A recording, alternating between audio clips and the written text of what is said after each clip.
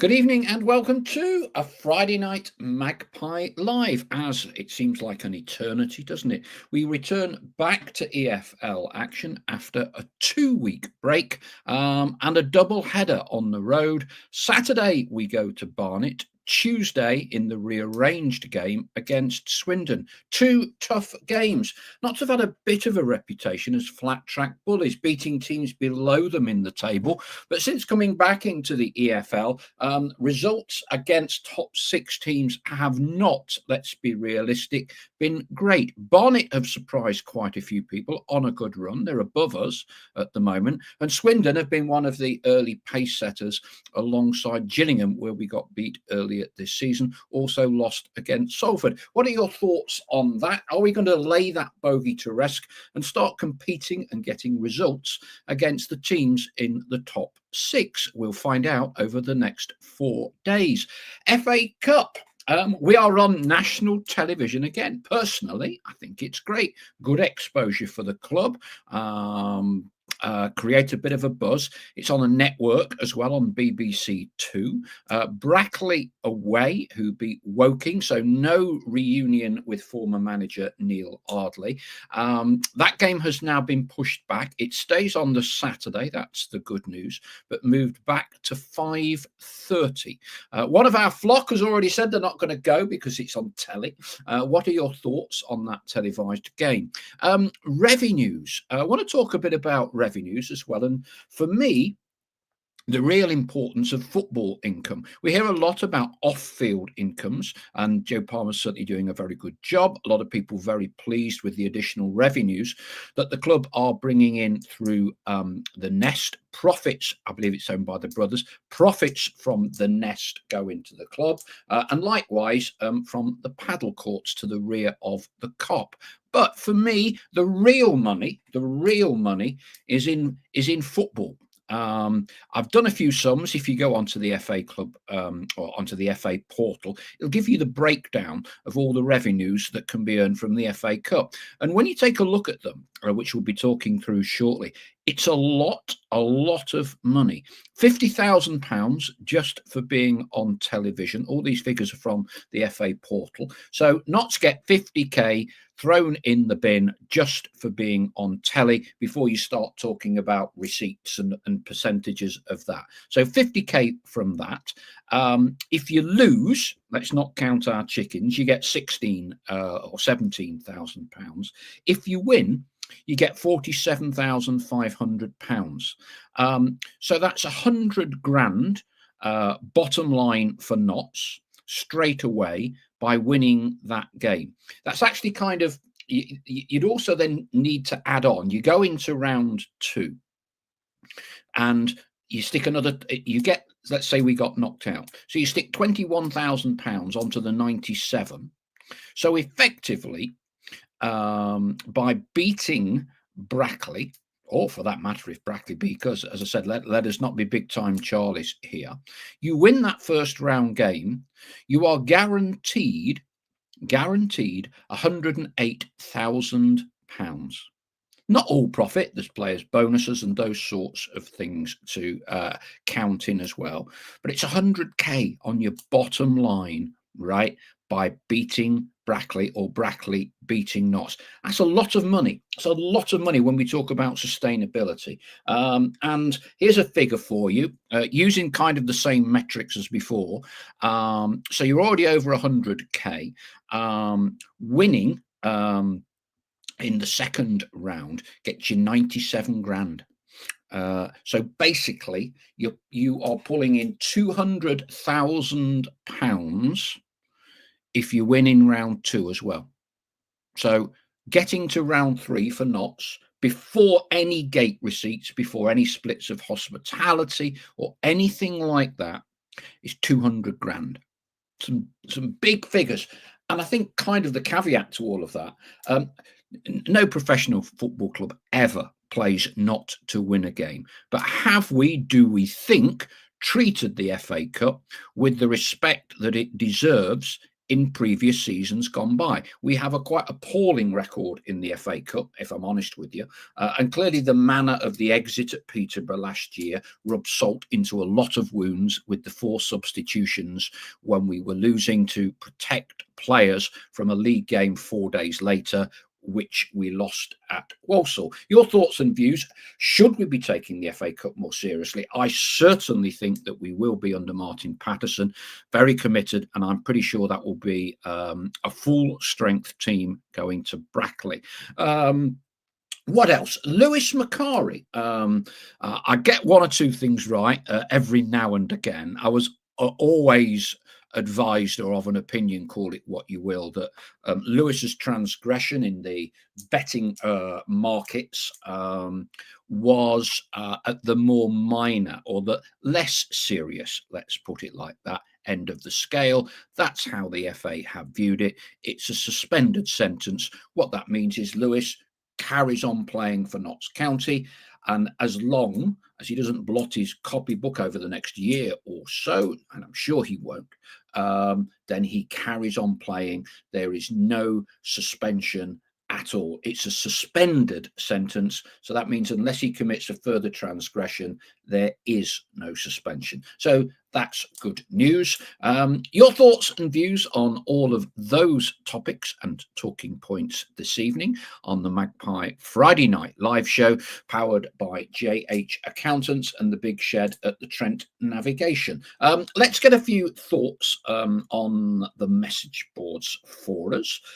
Pete Bond has come up with he says, interestingly, did we all know that a flock of magpies is called a mischief? No, I had no idea, Pete. No idea.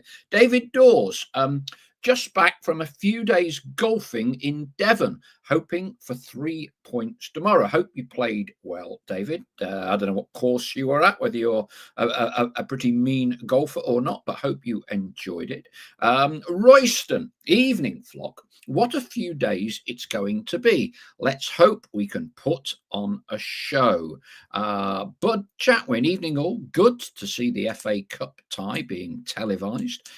Jurgen, a more cautious note. Hopefully not another Colville or Salford type game. Just get a result, Jurgen. Salford, yeah. I like you, Jurgen, and many others still kind of have nightmares about that one. I know Pythagorean is a huge advocate of Ricardo Moniz. I think it's fair to say that was not one of his greatest moments that Friday night. Were they Northern Premier at the time when after the Man U crowd had recently bought them? Yeah, not a great night. Jonathan Hammocks. Evening, Paul. It's Mr. Hammocks here. Absolutely delighted we're back on mainstream BBC. However, let's not have a repeat of what I think is exactly 10 years ago against Salford. But Chatwin, great to hear about Lewis McCari. He can concentrate fully on his game now. Also nice to see Matty Platt back in training. Jonathan Hammocks continues. I'm really hoping we put out a strong side at Brackley, which I certainly think Martin Patterson will. It's still a tricky one, though, and we know why the BBC are there, don't we? I did digress a tad, Jonathan. When I saw the draw, and quite a lot of people, you'll exchange your WhatsApp groups and messages. I was always of an opinion that we were going to be on television, not necessarily because it's the most attractive tie under normal circumstances, but there were very few ties in which a non-league team was at home to a league club. If you look through that list, very, very few ties really stand out. I guess South Shields, Kedwin Scott, big money at South Shields playing Shrewsbury is kind of probably the best bet of a giant killing act. Obviously that's on telly. I guess my pal Robbie Savage managing Forest Green going to Luton was always going to be one, but there weren't too many, so I always thought we would get a cup slot. And to be honest, I'm pleased that we are. I know some people aren't too happy it's been moved to a 5:30. it's not the end of the world. Let's be honest, none of us will be going on the train to Brackley, so it won't be a problem getting a train back, will it? Because it literally is in the middle of nowhere. Coach or car, I think, for that. Well, league form. Ian Cooksey. Evening all, evening to Ian. I'd be happy with 4 points from the 2 away games coming up. But Chatwin disagrees. 6 points for me, mate. Puts us in the playoff picture, and then other teams will start believing we are contenders. Evening from the county vlogs. Evening from Lippy Jane. Mr. Hammocks again. On to tomorrow's match. I think we should go 2 up top. We should be fresh and get after them early doors. I'm expecting a victory. Let's be ruthless. Safe travels to everyone who is going. Lippy Jane just picking up from revenue potential in the FA Cup. That's a lot of money. Yeah, so basically it equates to a win in the first round gets us 100k in terms of prize money and TV. If we get through the second round, stick another 100 on it. So you're looking at 200, and that's before any gate receipts. There won't be too many, I guess, from Brackley, but you can kind of see the importance of a cup run and the pretty substantial revenues that a cup run can generate for us as we progress. I'm smiling because I'm reading Robert Greensmith. How much will we get when we win it? I did have a quick tot up. You're looking about 6-7 million quid, believe it or not, Robert. Yeah, which actually would put us in profit, wouldn't it? Yeah, it may well be the only way we can ever get into profit. But why not? Why not be ambitious? Ian Cooksey, good money. With that on the table, we've got to take it seriously, as this money won't be included in the budget, so therefore it's a bonus. And I'm sure Martin Patterson is cute enough to be able to have those conversations with Richard Montague and the owners and say, look, we get through a round or two. He'll know exactly what the bunts is on offer for winning, and he'll be saying, right, can we have a little bit more? I want to do this in January. Guaranteed. Jurgen Halligan. Judging by that last Virtue Trophy game, he'll take it very seriously. Evening from PJ Defiance. I wonder who will be presenting for the BBC at Brackley. I'll give you a clue, PJ. It won't be Gary Lineker. Other than that, no idea. Bud Chatwin. The 50 grand TV fee, it's 50 grand per club. Facility fee will be massive for Brackley. That's their wages for the year and more. Okay, let's obviously we wait a little while for the FA Cup, but it certainly captured a lot of imagination. We've had a 2-week break. It seems an eternity since we last played a game, doesn't it? What have all the flock been up to? I was down in Cornwall for a few days. I managed to get me pass stamped to go to Truro City. I've got a soft spot for them, first team in Cornwall in the National League, and a couple of the Cornish-based flock advised me to go along to the game. So I went along to Truro City on Tuesday night, who were playing Totton in an FA Cup 4th round qualifying replay, doing me advanced scouting. Clearly Totton need to get through. We need to get through. I'll do a little scouting report for MP. Lovely new build ground, just off the A30. Free parking. It's at the edge of a park and ride site, believe it or not. Lovely. And you walk into the ground, 15 quid still. So, you know, there's no such thing as a cheap game of football these days. A very small stand with a few seats. 6 rows, banks of standing behind one goal. But look, all very nice, very friendly. You can get a pint in this like hospitality marquee, and everyone just seemed to be walking around the ground with a pint. You know, it's like being at a rugby match or something. But the local Notts County links to Truro, yes, there are some. Aidan Stone is in goal for them. Well, he was substitute goalkeeper. He didn't come on the Tuesday night. And they've also got young Oxlade Chamberlain. Do you remember we signed him? He played not too many games for us. Extra time and penalties. And unfortunately, Mr. Oxlade Chamberlain missed the Truro penalty. And so Totton, somewhere between Southampton and Portsmouth from National League South, went through. Was anyone else taking in any games? What were they up to? I know at least one other member of the flock who messaged me was actually in St Ives at the same time as I was. Jurgen Halligan, not at a football match. I went to the classic motorbike show at Stafford last Saturday. I trust you went on your Royal Enfield, Jurgen. Ian Cooksey, been away in Norfolk. Went in a sports / souvenir shop in Cromer to buy a mug I saw in the window. It was Notts related. Talking to the bloke who served me, who said the shop was owned by a Notts fan. All these links and everything else are quite bizarre, aren't they? But then again, we are the oldest football club in the world, so I suppose we've probably got more diverse links than most. Who's off to Barnet tomorrow?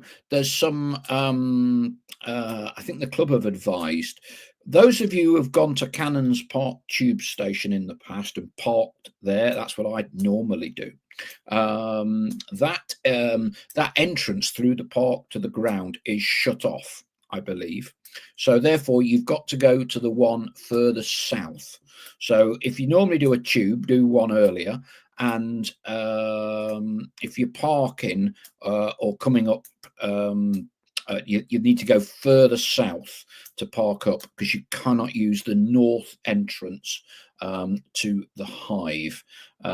Evening from Nigel Cameron. Evening, Nigel. Hope you're all keeping well. What do we think? Flat track bullies, Notts. That at the minute would still be an Achilles heel, I think. Gillingham beat us.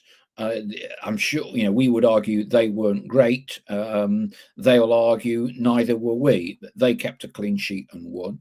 Salford did us earlier this season fairly comfortably. I think we're a different proposition, certainly from the Salford game. And I think it's an interesting test for us at Barnet. Dean Brennan, Stell picked up on this in our show earlier this week on Monday night. He's a canny manager. I think he will get, if not already, the measure of League Two in the way he sets up teams. He's got Undlove up top. 6'6", 6'7" striker. I'm sure that is a weapon that they will be wanting to use against us on Saturday, and it's something that we will need to stand up to. And again, it's no good us saying, oh, they just do long throws, or they just do this, they don't play much football. There's no particular right and wrong way to get promotion. So I'll be interested to see how we deal with that tomorrow. Clearly balls into the box, and this is not pointing a finger at any individual. Balls into our box have not always been dealt with, and quite clearly the ball has bounced in our 6-yard box, several occasions that has led to a goal this year. I guarantee the Barnet manager will know that, and I think it's up to us to stand up and be countered. If we get a clean sheet tomorrow, we ain't getting beat, to quote Jimmy Cyril. Greza Maxwell, Stephen Newton, stop the crossers. Greza Maxwell, I've no idea what it is. I have some sheets of paper with the king's head on for you. That's that's Greza saying he's rustled up the money. He's done a few big jobs this week to buy his table of 10 and give me some money for it. I trust you, Greza. I will see you on the night. Okay, I'm so trustworthy of you. That does, of course, give me an entirely gratuitous plug for Raddy. You'll remember him wearing a goalkeeper's shirt like this. It is a retro, one of Jay Dalton's. They're very good. Friday, October the 24th. So we've got a week. You've only got 7 days left to get your tickets. Small numbers still available. Some of the ex-players are coming along in the audience, Raddy's old teammates. Question and answer with Raddy. I'm picking him up from Heathrow Airport on Thursday morning. He's going to spend 5 days in Nottingham. He'll also be the guest of honour on the Saturday against Cambridge. He's bringing his family over, really looking forward to it, wanting to see as many Notts fans as possible in the Navy on Friday night next week. We're kicking off at 6 o'clock. You all know where the links are. Get those tickets sorted as quickly as you possibly can so as not to risk disappointment. Only a tenner. And I was looking around. Middlesbrough have got some event with David Wheater, who's a decent name for Middlesbrough.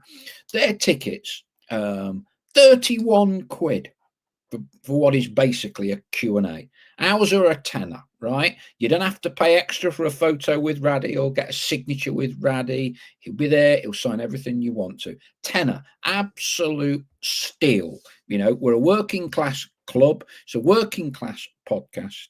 Raddy is a proper guy. So no excuse not to get your tickets. Nigel Cameron. Hello, Paul. I'm still down in St Ives, moving over to Mousehole for another week. Low pressure is on the scene, so I'm a happy bunny. Sadly, wind and rain makes Jackie a dull girl. Well, enjoy yourself down there, Nigel. Greta Maxwell, yes, upset my good lady. Beautifully ironed shirt there, Paul. I tell you what, you'd struggle to iron these, the polyester, mate. You just have a big iron hole in them, wouldn't you? Jürgen Halligan. I've got hospitality on Saturday, so hopefully we'll see Raddy. It's a late birthday present for yesterday. Excellent, Jürgen. That's the game against Cambridge, and I think I've seen you got a ticket, haven't you? You're coming down for the Friday night event as well. We look forward to seeing you and lots of other of our flock regulars. You seem a bit reticent talking about performance levels, Barnet, Swindon. Are you nervous about this little run of two difficult? Let's not kid ourselves here. Barnet are in form and will be very difficult not to crack at their place. Swindon, one of the form teams so far this division, leading the pace. Spent big with some of their signings. What are our thoughts? Do we think we're going to, under the new look culture and regime of Martin Patterson, are we up to the task? Are you a little bit nervous about it all? Let's get those thoughts and views in. Lewis McCari. Good news for Lewis, I think. Well, it is a good news, isn't it? I'd always been relatively as confident as you can be that he wouldn't be suspended. I know a lot of people were thinking worst case scenarios. I think it says a lot for his strength of character. He didn't at the start of the season appear to be at the forefront of Martin Patterson's plans, but he's worked his way in, hasn't he? He's displaced Sonny El Joffrey, the loanee from Manchester United, played a few regular games now, done fine. And I think, as one of the posters said earlier, this will undoubtedly sort of ease a little bit of pressure back of his mind, let him focus. Knows now if he keeps on playing well, Notts keep winning, Martin Patterson strikes me as the sort of manager that you keep your place in the team. So let's see how he performs. I suspect if he's playing tomorrow, he'll be fairly busy. I think they will put us under a bit of pressure tomorrow. Hopefully we deal with it. Paul Mantle. Just getting everyone back fit, and then Jaden Luca's injury is not going excuse me, is not going to help. But squad looking good in general now. But Chatwin, I'm not nervous. We've had a rest and training has gone well, according to Martin. Also, we'll take a good following to those two grounds. Indeed, I think we will. I think we will. We've had the players on international duty. They're all back. I think Martin viewed this break as being quite important to work the players quite hard. He's spoken about fitness an awful lot. I think after the victory of 13 days ago, he made a point that we are fit, but he said we can get fitter. So he's given them a few days off last weekend, but I think he's been working them quite hard. And this past 2 weeks will be an opportunity to perhaps ratchet up fitness, a little bit more. Martin likes to play with a press. Players have got to be fit to be able to do that. Yeah, it's I'm quite looking forward to them. I do think it's not necessarily a psychological issue, but I think if we can come through these 2 games unbeaten with 4 points, I think that starts then just to dispel, the narrative that we're only good against the other teams in the bottom half of the table. So I think these games are going to be good markers for us. And at the minute, as is the case with most teams, the majority of our points have come from home games. We haven't picked up a great deal of points away from home. Excuse me. WIS, that's a new one, WISS. If we lose to Barnet and Swindon, he doesn't seem very optimistic. There must be serious questions asked about the start to the season. Based on our budget, we are seriously underperforming so far. So he's obviously a little bit sceptical. And look, it is quite valid that for a team that the objective is to challenge for automatic promotion, we've not troubled the top 3 very much so far this season. So I think that's it's certainly a very viewpoint that can be expressed given the expectations that we have with the size of support that we have, and certainly the size of the squad, I guess, that we have. Nigel Cameron, it's a tough call tomorrow for me. They're a decent side, but if we can hit our straps, then I see nothing other than a positive away performance. But is it a positive result, Nigel, eh? Results, not performances, eh? Stuart Edwards. McCari is one of my favourite players. Not the most skillful, but gives everything he has in every game. But Chatwin, happy to just beat the sides below us when we are top of the league. But yeah, no, well, I'm sure we all will be. We do need to beat the teams above us first to get there, though. Lippy Jane, I'm pleased about Lewis. I personally don't like the betting relationship versus football. I think it is flung in everyone's face.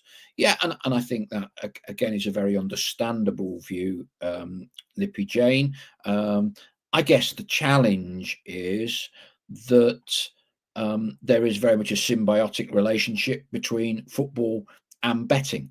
And I'm not really sure you are ever going to remove it completely. And then you get down to all these grey areas of how you manage, don't you? How many of us, when you look on phones, got the odds? Should people that can manage their, pound a week be penalised for those that have challenges managing their gambling? It's a really difficult one. It's a really difficult one. Betting is, to an extent, endemic in our culture, isn't it?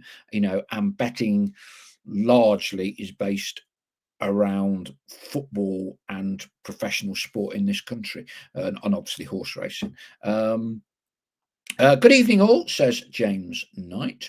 I wonder how many tickets we'll get for the Cup game. I think what has to happen, James, it's slightly different in the FA Cup. And of course, there are exceptions to all of these rules. Broadly speaking, you've got to have the best part of 25% allocated to away fans. So more away fans can get tickets than ordinarily they would if they were playing that team in a league game. Brackley, I think you can get 3 or 4,000 in, but not necessarily a game of this magnitude. TV cameras, whether there would be an exemption because of segregation, I'm sure that will be needed by the local licensing authority. You'd like to think, I would have thought, somewhere between 600 and 900 would be kind of my best estimate, best guess. But I'm sure the club are working on that as we speak. Let's see what we get. Let's see what we get. Do you think we'll see Traore anytime soon? Asks Sam Metcalf, due to Jayden Luca's injury. Yeah, the club confirmed earlier this week that Jayden Luca will be, well, he's returned to Luton, had a knee up, going to do his rehab there. He's out for the foreseeable. And by foreseeable, I think you've got to be looking till January. Does that open something up for Traore, and or for that matter, for Jarvis as well? I don't think the club would be delving into the free agent market. The clear inference at the fans forum was that we've got what we've got and there were no plans to take on any free agents, which effectively means January the 1st before we decide what to do in terms of any potential additions. But Chatwin, I believe their ground holds 4,000, so I think we get 1,000. That would be the absolute tops, Bud. Yeah, I guess depends whether they want more segregation with Notts fans. Look, Brackley don't get big crowds, less than 1,000. So quite, you'd like to think everyone in the town, I don't know if it's a town or a village really, but the community, let's call it like that, will turn out for this game. It's a big game for them, unquestionably. Yeah.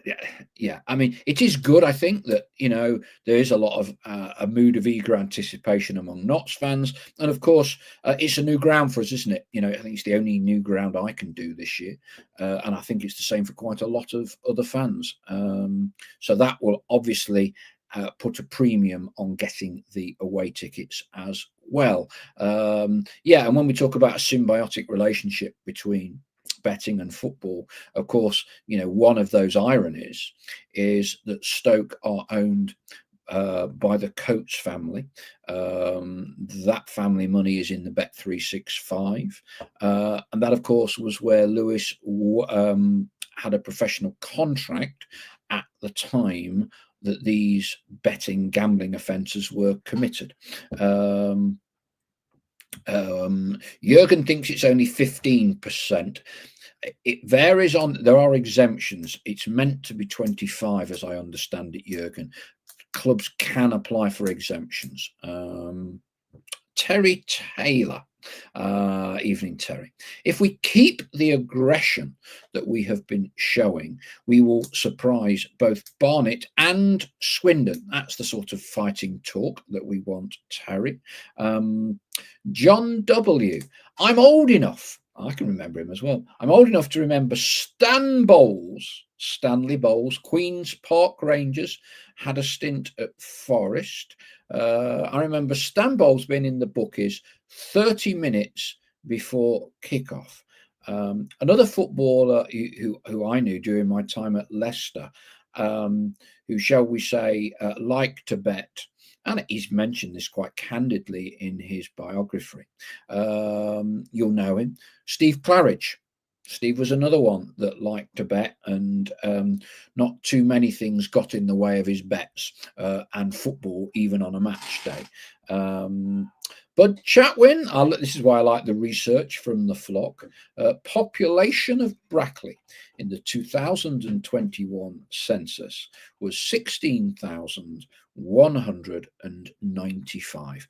So when you're thinking just how small is Brackley, it's got 16,000 people. So look, this is not a village like Burton Joyce or Loudham or Aslockton or something on, out on the east side of Nottinghamshire. It is a bit bigger than that. It is a bit bigger than that. But nevertheless, will be a great occasion for them. There is a big cachet for playing Notts. We are, whatever we, depending which way people want to argue things, we are a big club in the bottom two divisions of English football, and that I'm sure will have helped us get this pick by the BBC and TNT for our first round cup game. We mentioned a little bit Jaden Luca. So he is going to be out, but hopefully Matthew Dennis should be close, if not definitely, back to firing 100%. Been working on his hamstrings, getting his fitness back to kind of the level that Martin Patterson wants it to be. So I think it will be an interesting debating point. 1 or 2 up top tomorrow. Purely gut feel. I think he'll go with 1. And put my head on the block, I think he'll stick with Jatta. I don't see there being much, if any, change from the side that won 4-0. Clearly, he's got options coming off the bench. I think same starting 11. We'll see. What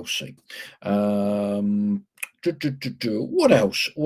I tell you one other thing, and I hesitate to kind of bring this one up because it does, if you like, spark debate, some of it rather rabid, among the supporters fraternity. I've kind of steered clear of mentioning it at all so far, but there have been a couple of very regular members of the flock that have kind of contacted me separately and kind of expressed how these scenarios have affected them. So I thought I'll bring it up tonight. Because I'm a bit nervous talking about Brackley and Swindon. About Barnet and Swindon. And I'm talking about the various supporters groups that we have and the club's attempts to, if you like, coordinate the various factions into one umbrella group. It's a gentleman called Melvin Gwinnett.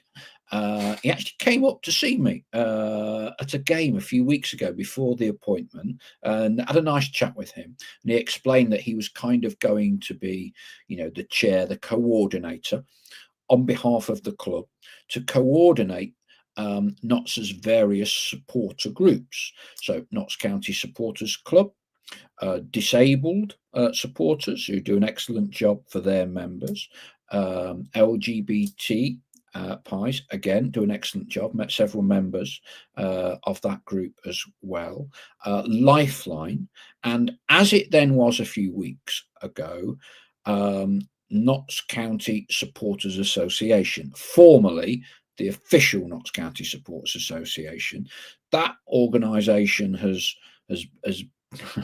I better choose my words carefully here, has been disbanded and doesn't currently have a seat at the table of this new supporter group. And when I was talking to Melvin, I said, look, in my typically blunt way, I said, you've got your work cut out there. Good luck. You must be mad. And he's looked at me a bit quizzically. I said, look, I'm only being half serious, as Martin O'Neill always used to say to me. I just hope that some real and sorry, we also should add into that Notts County Trust, a part of this group as well. And I just hope that some common sense can apply. We are all Notts County fans, and egos and all the rest of it get in the way, and the official Notts County Supporters Association have clearly had a lot of problems. From a committee structure, again, I'll choose my words carefully, formed basically at the initiation of Aileen True a decade or so ago, maybe a little bit longer. And I was always a tad nervous about it.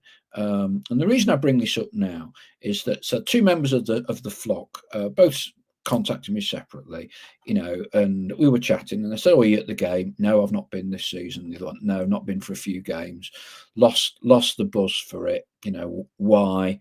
Well, I was trying to help out with the official supporters association, Notts County Official Support Association, but it's kind of all gone to rack and ruin, and I've not been enjoying going to watch Notts, so I've not been to some of the games. And I thought that was a terrible shame that we're all here to watch Notts. It's our relaxation. Well, I use the phrase relaxation loosely, but we all work during the week, we graft, and then we go to a game of football and we go to enjoy it, and it becomes a release.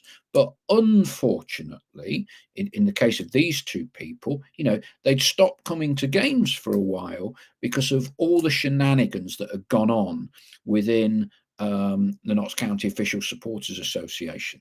Terrible shame. And I just wish people on all these various committees would take a bit of a backward seat, and stop trying to preach to people, stop trying to insert themselves as spokespersons for the club, or somehow they are more superior because they hold an office. I always struggled with the Notts Official Supporters Association because I always felt they preached to a lot of people. For me, the single most important group of any supporters group are its season ticket holders, though people that pledge their money or commit their money at the start of the season. The 6,500, roughly speaking, season ticket holders, they are your core group. And I fully appreciate there are fans who can't travel long distance all the time, so therefore it's not really worthwhile for them to get a season ticket. I get that. But they're your core group of fans. I think Iris does a great job with the Notts County Supporters Club, which is kind of the historical link with the club. I go back to the days of Claude Bishop when he used to run it, and a lot of the work that they've done down the years revolved around transport to away games on buses. And I think they are a proper group of Notts County fans, don't seek to preach to anyone, and are there to support the football club. I think, and I think Disabled Supporters Association is an excellent addition, as is the LGBT minority groups. The requirements that the club needs to fulfill for those is constantly evolving. So I think that they fulfill a very important job.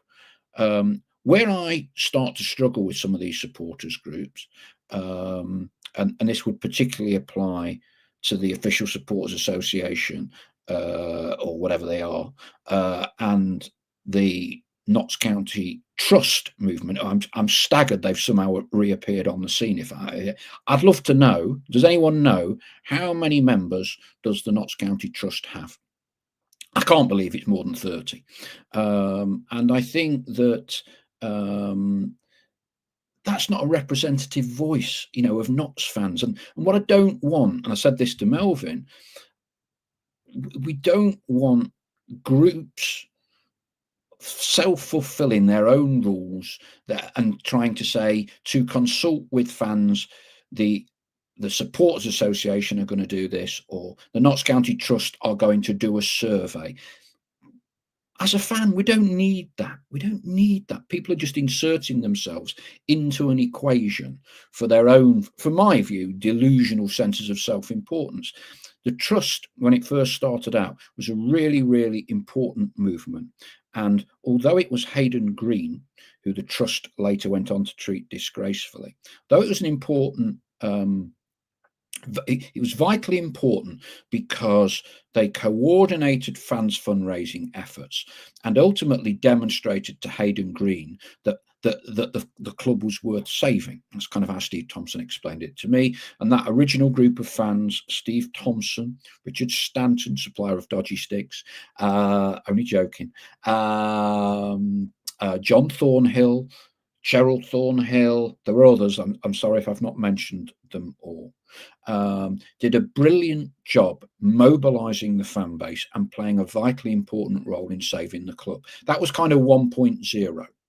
2.0, I'm not mentioning any names here, I think the trust totally lost its way. I don't think it was representative of the fan base. Don't think it ran the football club particularly well. And obviously sold to Munto. And, you know, there was, I think, a lot of supporters were very disappointed with the way that Hayden Green's legacy was treated. And I just think if you've got something that you want to communicate to the club about, write to the club. I'm not really sure why we have to have so many different supporter groups who all claim to represent the best interests of the football club. Clearly, if there's something to do with disabled facilities, you go through the disabled group. That makes common sense. They will be specialists in that field. Likewise, LGBT, absolutely. But we seem to have so many of these organisations, and they're all trying to insert themselves into an equation as important. As I said, you know, I would love to know how many members the Supporters Association has. I'd love to know how many members Notts County Trust has. We get 9,000 to 10,000 fans a week. 6,500 of them are season ticket holders. Why do we need these supporter groups to, if you like, insert themselves into the equation and say they represent fans' views? I don't think we need it. And they tend to all get quite antagonistic towards each other. You know, Iris is, I think, does an excellent job. The supporters club is, if you like, an historical, goes back many, many, many decades, supporter of the football club without demanding A, B, C, D, E, F, G, H. They're there to support the club and not be onerous. And that, I think, for me, is where you should be. Okay, I'll see what anyone's got any thoughts on that, if anything. Ian Cooksey, for me personally, I hope that the various supporters organisations can unify and hopefully peace might break out. Ian Cooksey goes on, the days of the 60s, 70s and 80s saw just the supporters club, and that was enough. The disabled and LGBT groups are a welcome addition, but that should be enough. Bud Chatwin, I was in the same class with Stephen Thompson, who was the chairman of the football club as part of the trust ownership at the Beckett School back in the 70s, said Bud. Ian Cooksey mentions a name who should not be named from the trust. Jurgen Halligan, Irish and Malcolm are unsung heroes. Absolutely. You don't hear a lot about them, you know, and that's, for me, that's how it should be. You don't hear anything about them, just get on and do the job. And the other thing I would point out as well is I think Lifeline and Lynn and Pete, you'll all know them from the club shop. They put a huge amount of work in. And Lifeline, again, I think is brilliant. People pay their £2 a week on subscription. It was set up in 87, something like that, in answer to a plea for help from the football club. And those people that pay their £2, they're not banging their fists up and down. They're not demanding to be consulted. They're not coming out and producing a survey or producing a press release that says, we at the Supporters Association, we at the Notts County Trust believe that. Again, how many members is the Notts County Trust? And whatever that number is, publish it. We then know, as individual fans, how many fans they represent. And as I said to you, I certainly would never want it. Season ticket holders, the 6,500 of us, right? We don't need a group. We don't need to produce a survey. We pay our money and we support the football club. Lifeline, we know, is broadly speaking 2,000 people, because that's kind of the optimum number for Lifeline. But I just wish we would lose the politics with all of this. And I just hope that the people at some of these associations don't try and use this as another power grab. Fine Leg said, years ago, I had a disagreement with Lifeline and I got a personal meeting with Derek Pavis to discuss it. Spot on, Fine Leg. And I think the point you're trying to make there, if you've got an issue, deal with it directly. Don't go through some conduit that's got 76 elected committees, officials who meet once a month, and they have all these ridiculous rules. I mean, I've read some of this correspondence regards the supporters, formerly the Official Supporters Association. Crikey, I don't understand half of it, and it's like War and Peace. Honestly, it's War and Peace, and clearly it made naffle use, given they've fallen out. Litigation is ongoing, as I understand it, between some members and other members. Some people have now said they never want to go to watch the football club again, and allegedly asked for some season ticket money back. They want to go watch the club anymore, which kind of defeats the whole object of being a Notts County fan. So just, so I don't know if Melvin's watching. I think Melvin watches most of these. Yeah, good luck. Good luck with the role, Melvin. Okay. Ian Cooksey. Excuse me. Claude Bishop. Yes. Tom Lord. Yeah. Bill Reynolds. All legends of Notts in the past. All unsung heroes, and were Notts men through and through. Absolutely. Lippy Jane. I have managed to escape all of the various clubs. I do, however, wish original Lifeline members are treated to priority away tickets if they don't have season tickets for games. Sam Metcalf, get the impression you're not a fan, Paul. Whatever gave you that impression, Sam? Anyway, that's me off the Official Supporters Association, Unofficial Supporters Association, and Trust Christmas card list, isn't it? Anyway, you can probably tell I'm not too worried. All right, well, we're coming to the end of the show. Any last thoughts from posters? If not, we shall depart, head down to Barnet. There's no Magpie Sunday supplement. I'm on the golf course on Sunday morning. It's a competition. I can't get out of it, and unfortunately, I've got a tee off time of 9:54. So we will be back. Stell's in Dublin.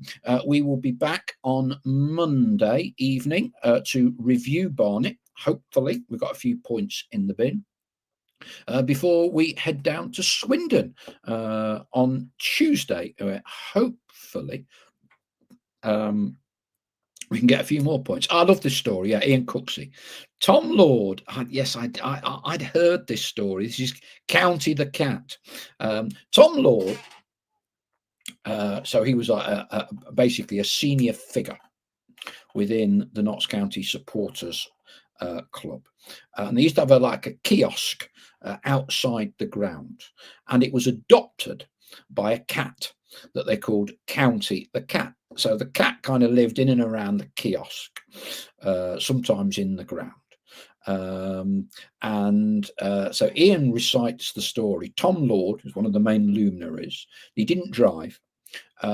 He used to walk down to Meadow Lane on Christmas Day to feed the cat. How about that, eh? So County the Cat got a Christmas Day dinner courtesy of Tom Lord doing about an 8-mile walk. No public transport. He didn't drive. Lovely story.